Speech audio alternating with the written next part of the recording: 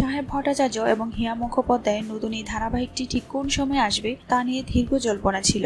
অবশেষে চ্যানেল জানালো আগামী 10ই মার্চ থেকে প্রতিদিন রাত 9টায় দেখা যাবে গঙ্গা।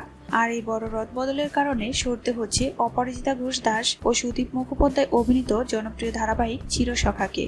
রাত 9টা স্লট গঙ্গার দখলে যাওয়ায় অনেকেই ভেবেছিলেন হয়তো বন্ধ হয়ে যাবে চিরসখা, কিন্তু চ্যানেলের পক্ষ থেকে জানানো হয়েছে কমলিনী আর নতুনের এই মিষ্টি প্রেমের গল্প এখনই ফুরিয়ে যাচ্ছে না। 10ই মার্চ থেকে চিরসখা দেখা যাবে রাত 10টা স্লটে, অর্থাৎ প্রাইম টাইম থেকে সরে গিয়ে এবার রাত দখল করতে হবে অপরাজিতা সুদীপ জুটিকে। একই সঙ্গে দীর্ঘদিন পর 45 মিনিটের স্লট বন্ধ করছে স্টার জলসা। 10 তারিখ থেকে রাত 9টায় দেখা যাবে গঙ্গা, 9:30টায় থাকছে মিলন হবে কতদিনে।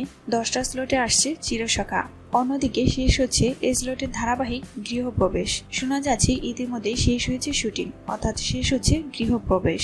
রাত 10টা স্লটে গিয়ে চিরসখা কতটা বাজিমাত করতে পারে তা নিয়ে সংশয় থাকলেও অপরাজিতা ভক্তরা কিন্তু আশাবাদী। অন্যদিকে সাহেবের গঙ্গাকে লড়াই করতে হবে অন্য চ্যানেলের হেভিয়েট সব মেগার সঙ্গে। 10ই মার্চ থেকে বাংলা টেলিভিশনের পর্দায় শুরু হচ্ছে এক নতুন পরীক্ষা। একদিকে নতুন জুটির অভিষেক, অন্যদিকে পুরনো ধারাবাহিক অপরাজিতাদের টিকিয়ে রাখার লড়াই।